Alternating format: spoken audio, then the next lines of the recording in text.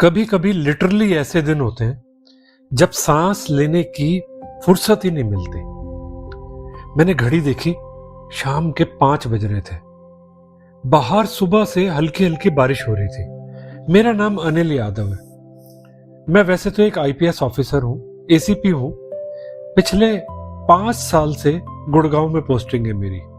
वैसे मैं पीछे से करनाल से हूं। मेरे पेरेंट्स अभी भी वहीं रहते हैं, लेकिन पेरेंट्स के पास आना जाना कम ही होता है।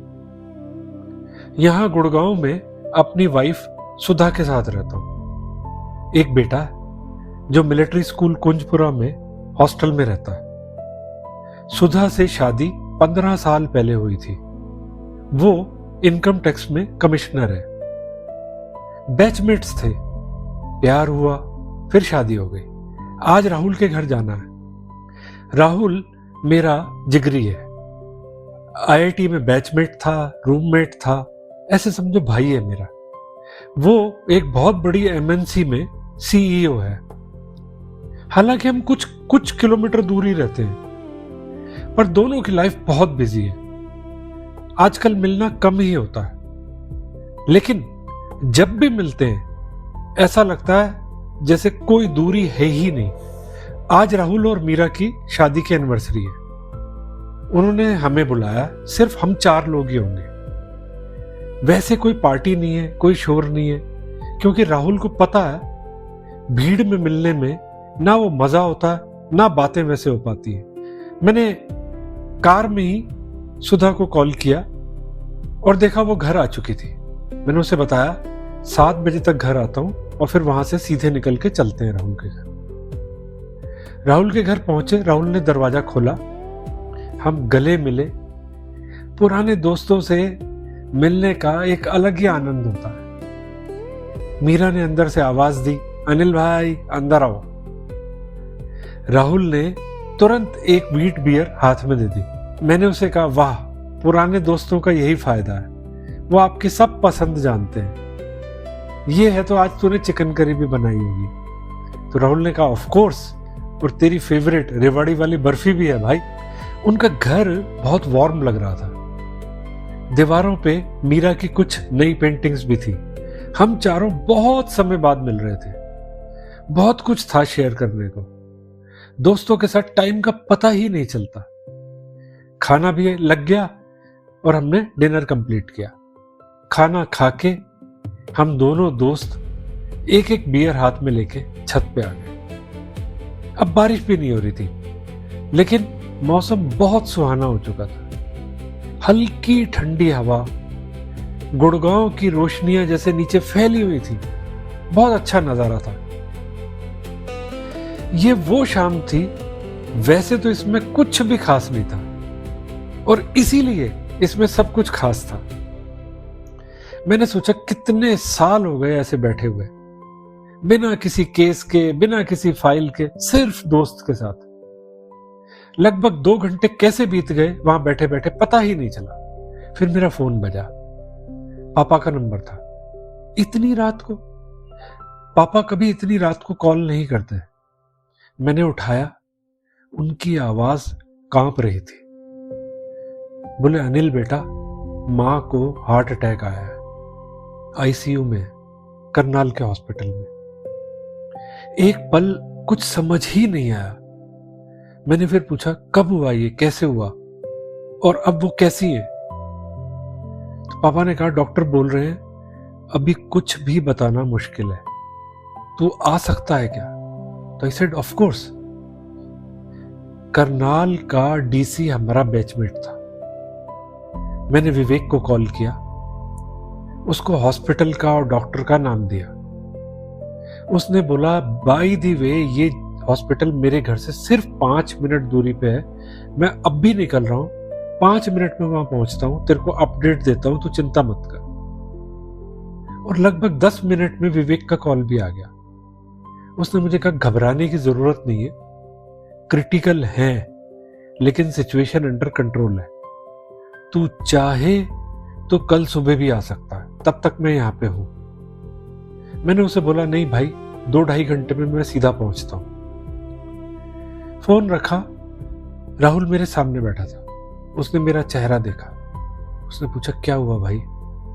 मैंने कहा बॉस, माँ को हार्ट अटैक आया है, आईसीयू में है, करनाल में। तो राहुल ने कहा ओ गॉड, चल मैं चलता हूँ तेरे साथ। तो मैंने कहा नहीं यार, हमारा बैचमेट विवेक वहाँ का डीसी है, वो वहाँ पे है and everything is under control. हम दोनों में एक अनकहा नियम था कि ना उसने कभी अपने घर के बात की ना मैंने। बिना बताए हम दोनों जानते थे कि घर पे हमारे कुछ इश्यूज हैं। हम दोनों अभी भी छत पे ही थे, लेकिन अब वो शाम का माहौल नहीं था। राहुल ने कुछ नहीं पूछा, बस खड़ा रहा मेरे बगल में और मैं बिना सोचे बोलने लगा। पता है राहुल, मैं 11 साल का था जब बोर्डिंग के लिए घर छोड़ा था और तब से कभी वापस नहीं जाना चाहा। दरअसल मेरी माँ बहुत कंट्रोलिंग नेचर की है। पापा उस वक्त हेड कांस्टेबल थे, पुलिस की नौकरी थी, लॉन्ग आवर्स थे, कभी घर आने का ठिकाना नहीं होता था। लेकिन जब आते दोनों में बहुत झगड़ा होता था। माँ अकेली होती थी और वो अकेलापन वो मुझ पे उतार देती थी, तो सारा फोकस मुझ पे आ गया। क्या खाऊं, कब खेलूं, कब पढ़ूं, क्या पहनूं, जैसे मैं ना उनकी प्रॉपर्टी था। मुझे बड़ी घुटन होती थी। फिर समहाउ दोनों ने मिलके एक दिन डिसाइड किया और मुझे बोर्डिंग स्कूल भेज दिया। मैंने सोचा बोर्डिंग स्कूल में घर के माहौल से सुकून मिलेगा एटलीस्ट। लेकिन वहां पे भी हर दिन माँ का एक लेटर आता था। वही सेम बातें होती थी हर लेटर में। सारे बच्चे हंसते थे कि इसकी तो रोज चिट्ठी आती है। मैंने कभी भी जवाब नहीं लिखा। धीरे धीरे चिट्ठियां आनी बंद हो गई। जब छुट्टियां होती थी तो सब बच्चे बहुत खुश होते थे कि घर जा रहे हैं, और मेरे साथ उल्टा होता था। मैं अपने दोस्तों के साथ खुश था, घर जाना मुझे अच्छा नहीं लगता था। फिर भी जाना तो पड़ता ही था। वहां सब वैसा ही था। प्यार ममता के नाम पर जैसा मां चाहे, जैसा मां कहे वही करो। दूसरी तरफ धीरे धीरे पापा को बदलते देखा। पापा को देखता था हर शाम अब वो वक्त पे घर आ जाते, मां की बात सुनते। शुरू में वो लड़ते थे, लेकिन अब वो कुछ नहीं बोलते थे। मुझे उनकी चुप्पी अच्छी नहीं लगती थी। जैसे मैं उनको कहना चाहता था कि लड़ो मत, लेकिन कम से कम समझाओ तो उन्हें कि वो गलत है। अब तो आप वक्त पे घर भी आते हो, वो फिर भी खुश नहीं है। शुरू में लगता था पापा कमजोर है, फिर धीरे धीरे एक उदास चेहरा बन गया उनका। मेरे लिए घर का मतलब था उदासी, दुखी मां और पापा का एक बुझा हुआ चेहरा। बोर्डिंग से सीधा आईआईटी चला गया। मैंने आईआईटी के लिए मेहनत इसलिए नहीं की कि आईआईटी मेरी जिंदगी बदल देगा, बल्कि इसलिए कि ये घर से आजादी का टिकट था। माँ अक्सर कहती थी कि पुलिस की नौकरी से नफरत है मुझे। तेरे पापा घर पर कभी नहीं रहे इस वर्दी की वजह से। मैंने उसी दिन डिसाइड किया यूपीएससी करूंगा, और मैंने आईपीएस पास किया उसी वर्दी के लिए, शायद उन्हें चोट पहुंचाने के लिए। फिर हंस के राहुल से मैंने बोला, देख आयरनी देख, मां की जिस कंट्रोलिंग नेचर से नफरत करता रहा, आईपीएस बन के उससे भी बड़े कंट्रोल वाले माहौल में आ गया। पहले मां थी कंट्रोल करने वाली, अब सिस्टम है, बॉसेस हैं, नेता हैं, सबकी सुननी और माननी पड़ती है। मां कभी इंटरकास्ट शादी भी नहीं चाहती थी। मैंने सुधा से शादी की। पंजाबी है वो, पता था मां को पसंद नहीं आएगी, लेकिन की बिना उनकी मर्जी के। हर बड़ा फैसला मैंने मां के अगेंस्ट लिया और हर बार सोचा कि मैं आजाद हो रहा हूं। पिछले इतने सालों से मैं घर से भागता रहा। राहुल ने कुछ नहीं कहा। भाई चल नीचे, तुझे जाना भी है। हम नीचे गए। मैंने मीरा सुधा को बताया। सुधा को घर छोड़ा, कहा मैं जा रहा हूं करनाल, अपडेट करता रहूंगा। राम सिंह गाड़ी ड्राइव कर रहा था, मैं पीछे की सीट पे लेट गया। कब नींद आ गई पता ही नहीं चला। राम सिंह ने आवाज लगाई कि सर पहुंच गए। लगभग 1 बजे रात को हम करनाल पहुंचे। विवेक पहले से ही वहां था, हॉस्पिटल के बाहर। गले मिला, बोला चिंता मत कर, स्टेबल है। अपने साथ के लोगों का भाईचारा दिल को छू जाता। हॉस्पिटल स्टाफ सब वहां था। पापा वहीं थे, आईसीयू के बाहर। पापा ने कंधे पे हाथ रखा, लेकिन मैंने पापा को देखा और एक पल के लिए मैं रुक गया। ये वो चेहरा नहीं था जो मुझे याद था। मेरी याद में पापा का चेहरा हमेशा बुझा हुआ था, एक थकान से भरा, एक उदासी से भरा। लेकिन यह आदमी इतने टेंस और प्रेशर वाले हालात में भी एकदम शांत था, बिल्कुल शांत। चेहरे पे एक ऐसी कामनेस थी जो किसी बड़े संत के चेहरे पे होती है। ये कौन था? ये आदमी वो तो नहीं था जिसे मैं जानता था। विवेक ने कहा भाई अब मैं निकलता हूं, सुबह आऊंगा। और वो चला गया।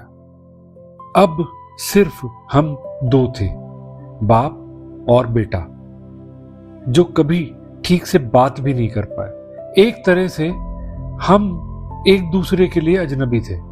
अचानक पापा ने कहा अनिल एक बात बता, तू अपनी मां से इतना नाराज क्यों है? सवाल इतना डायरेक्ट था कि मैं एक पल के लिए तो हैरान रह गया। और फिर गुस्सा आया जो 30 साल से दबा था। मैंने बोला ठीक है, आपने सीधा पूछा, सीधा जवाब दूंगा। मां ने मुझे कभी घर में सांस लेने नहीं दिया। क्या खाऊं, क्या पहनूं, कहां जाऊं, हर चीज ऐसे जैसे मैं उसकी प्रॉपर्टी था, बेटा नहीं। और आप कहां थे जब मैं बड़ा हो रहा था? जानता हूं कि आप भी उनसे भाग रहे थे। हम दोनों एक ही इंसान की वजह से सफर कर रहे थे, आप और मैं दोनों। पापा ने सुना, चुप रहे, फिर एक लंबी सांस ली। बेटा मैं जहां से आया हूं, हरियाणा का पुराना गांव, वहां औरत का मतलब होता था खाना बनाओ, बच्चे पालो, चुप रहो। मेरे घर में मैंने यही देखा, मेरे फादर ने भी यही किया और मैं भी यही संस्कार लेके आया। तुम तो पुलिस की नौकरी को जानते ही हो कि कैसी होती है। घर में कम आता था, जब आता था तो सोचता था कि मेरा काम हो गया, पैसे आ रहे हैं, छत है, खाना है, बस।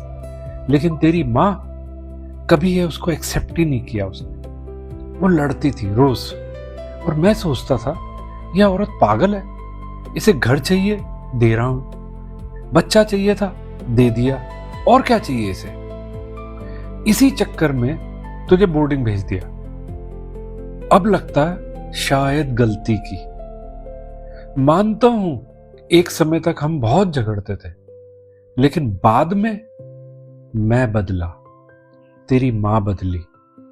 जिस मां की तू बात कर रहा है वो तो कब की जा चुकी।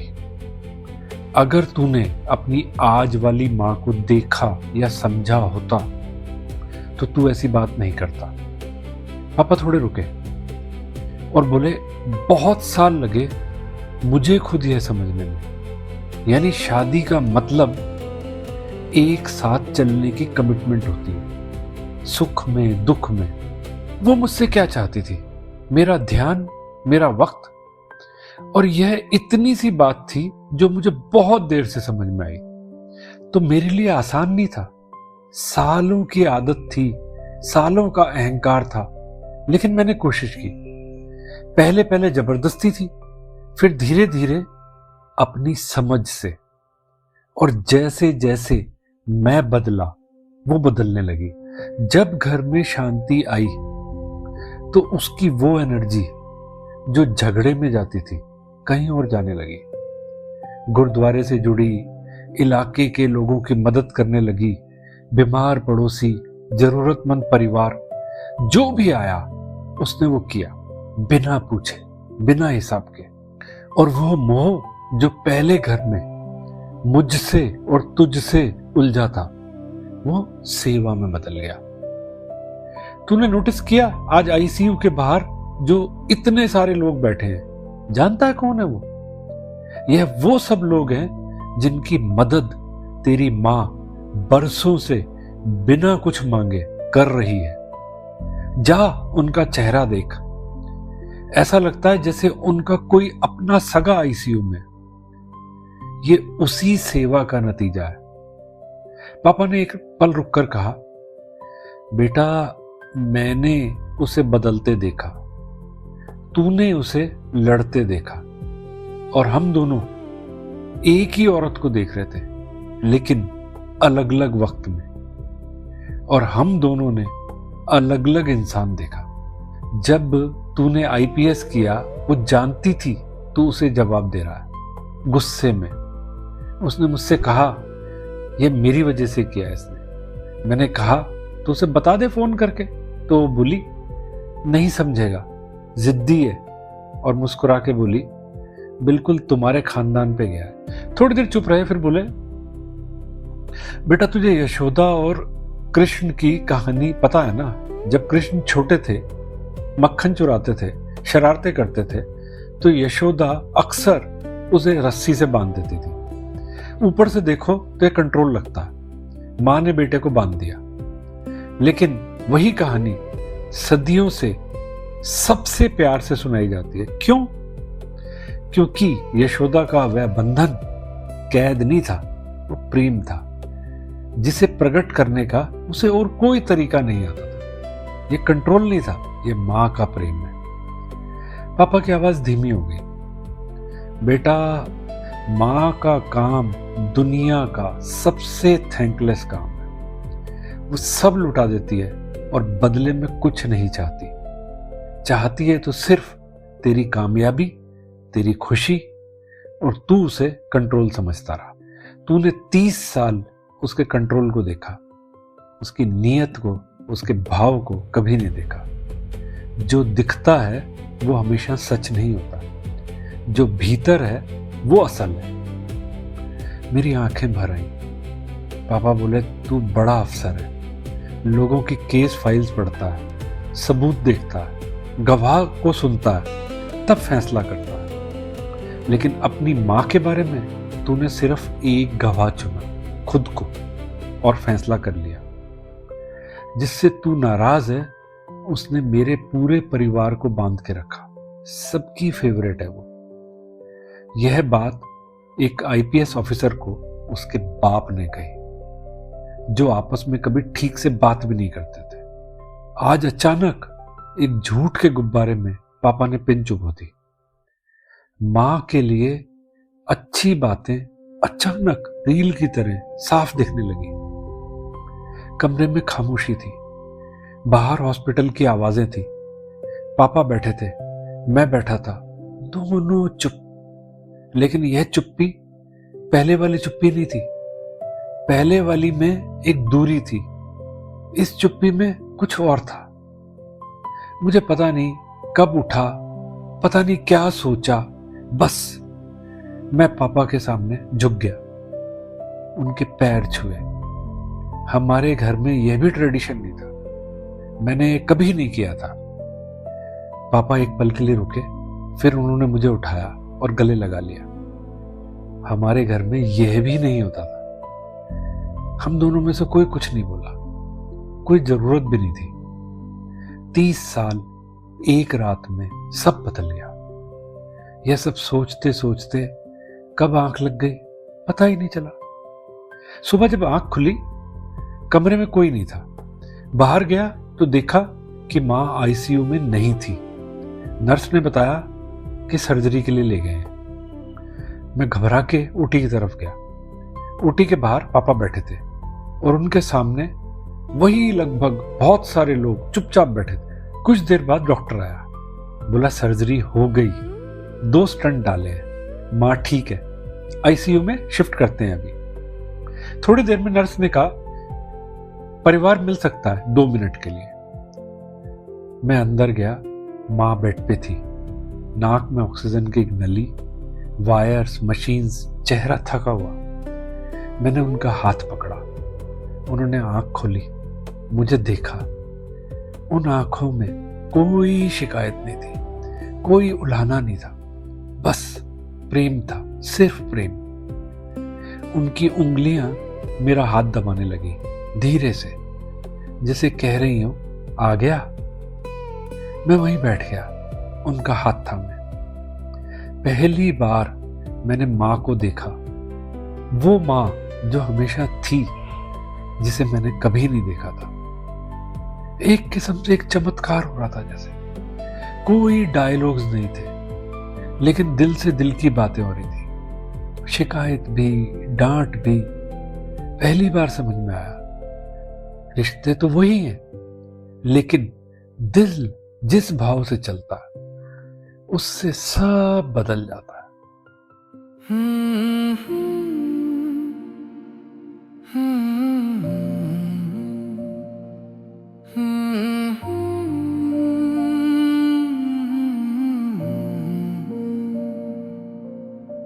दिल जिस भाव से चलता है, जीवन उसी दिशा में बहता है।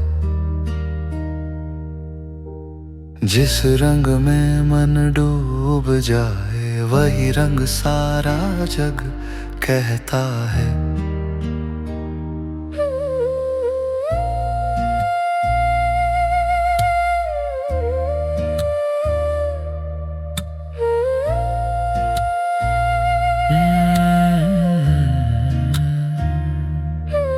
खामोशी में जो बीज बोए, वक्त उन्हें भी सच कर देता।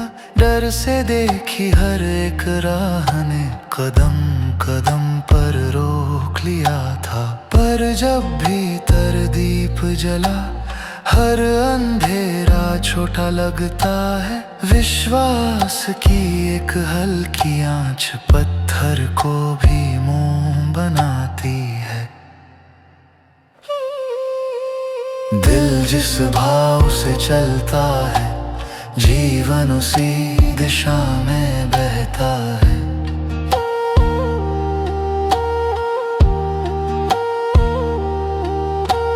दिल जिस भाव से चलता है, जीवन उसी दिशा में बहता है।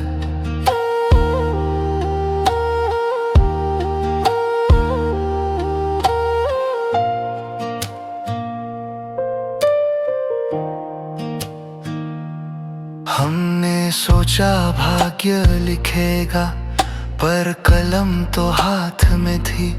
जो भी भाव हमने पाले, कहानी वैसी ही बनती गई।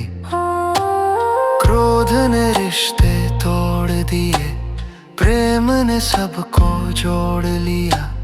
दिल ने जब जो राह चुनी, जीवन ने बस वही दोहरा लिया। ना जीत बड़ी, ना हार बड़ी, ना नाम ना पहचान बड़ी। सबसे ऊंची साधना यही भाव रहे तो जान बड़ी।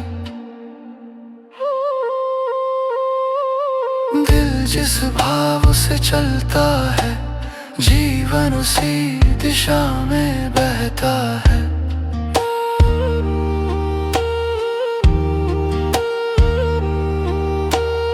आज अगर मन शुद्ध हुआ, तो हर कल अपना लगता है।